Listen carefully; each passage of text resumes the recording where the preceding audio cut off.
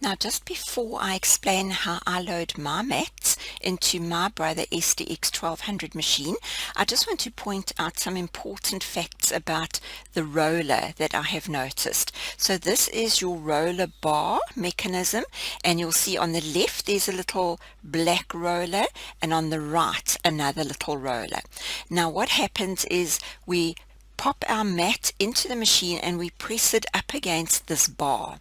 Now when we press the load the mat button, what will happen is that these little rollers, the one on the left and the one on the right, begin to roll, and they are responsible for feeding the mat into the machine. Now the SDX 1200 has a feature that the previous models of the ScanNCut did not have, and that is the ability to add a roll feeder. Now as far as the roll feeder goes, you would attach the roll feeder kit to your machine and feed in a continuous roll of material to be cut, as opposed to loading a mat into the machine. Now in order to attach the roll feeder, you would have to follow the instructions for the roll feeder, but what it involves is that you need to unlock this little lever first. Now you'll see when I unlock the lever, the little roller bar lifts up into the air over here, so there's a big gap there that wasn't there before. Now once I have finished working with my roll feeder, I would obviously have this lever locked again, because I would want to feed mats in underneath the roller bar. So now what I have discovered, and I only teach anything that's based on my own personal experience, so this has not been discussed or endorsed by Brother at all. This is purely from my own personal experience that I have noticed this. Now the thing that I noticed is that as my mats got a little bit older, I had a look at the back of the mat, and I'll just show you quickly, and you'll see that on the left hand side and on the right hand side here, there are little tracks that seem to have been worn in on the back of the mat that are not there on a new mat.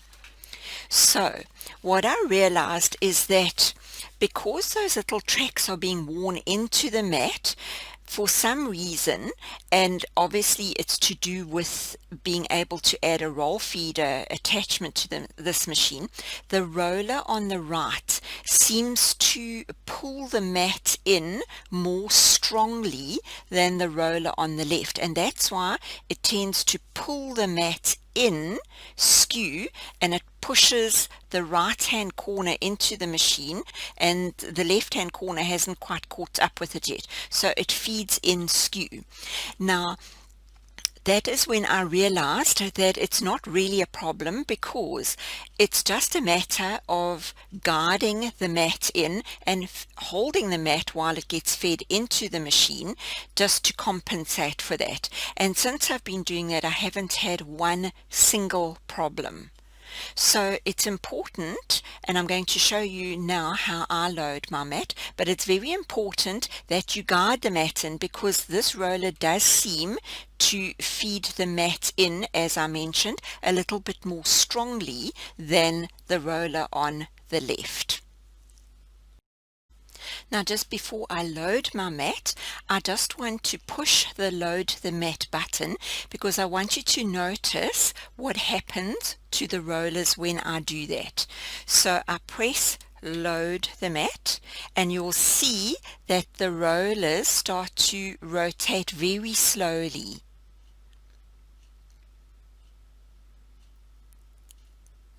And then they speed up to pull the mat in.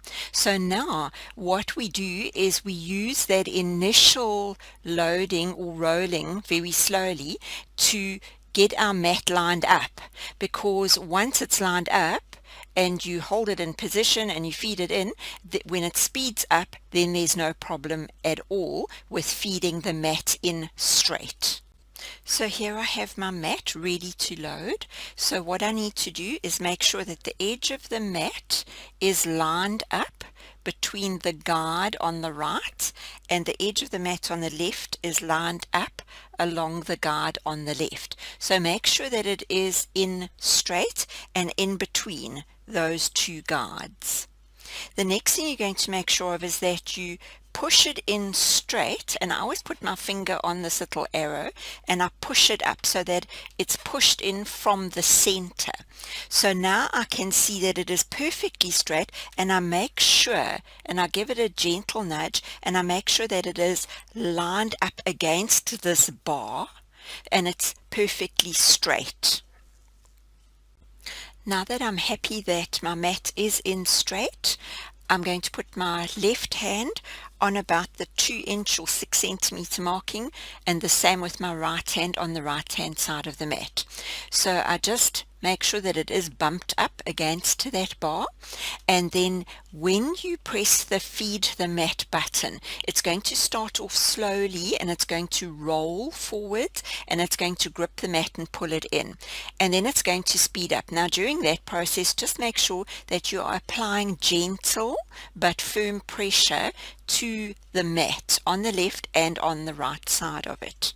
So I press load the mat, put my fingers back, and I just apply gentle pressure. Now you'll see my fingers can't get anywhere near that bar if I've got them set at just below that 2-inch or on the 6 centimeter marking. And now the mat is loaded in perfectly straight and I've had no problem at all. Now I'm going to just quickly show you what happened to me when it fed my mat in skew. So this is my old mat that I've been using for more than 2 years now, and it gets used a lot. So watch my next video on how to look after your mat, how to clean it, how to re-sticky it, and all that kind of stuff. But if we have a look at this, the first time that this happened to me, I put my mat in and I wasn't guiding it on the left and right hand side like I've just shown you in the previous little clip. So what happened was that the machine fed it in skew and it actually bent this corner.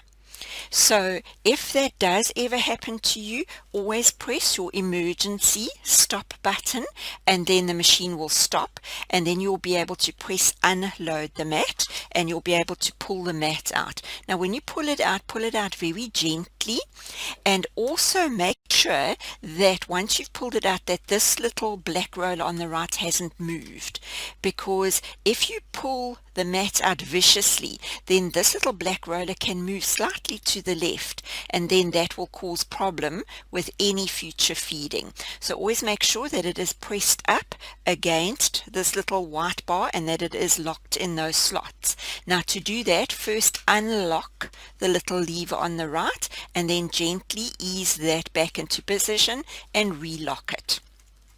Now what happened is when my mat got caught and this corner bent, all I did was I took it out and I just gently unbent it and got it to be straight again, and then I just put a heavy weight on it. So I put its protective cover back on it, and then I put it with a heavy weight sitting on that corner, and eventually it just went back to its regular shape. And since then I haven't had a problem.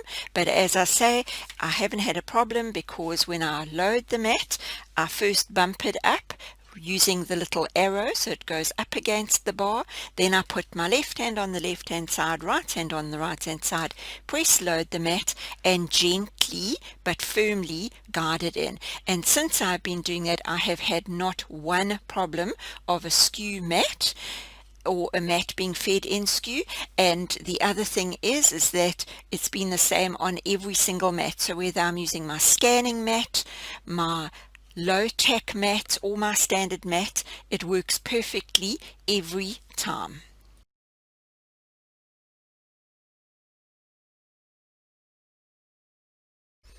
I like to clean the bar as well as the little rollers fairly regularly, and I just take an ordinary clean baby wipe, and then I start off by just folding it so it can fit in underneath the bar. So just unlock the bar first of all, and then you can slide that in and clean underneath the bar, and you can sort of get in underneath this roller, and this roller turns so you can just roll it forward towards you very gently and clean it as you go, and then clean the actual bar itself. And then once you're done, just lock that again. Don't clean with anything else other than a soft clean baby wipe. So then what I do is I just give the machine a good clean as well.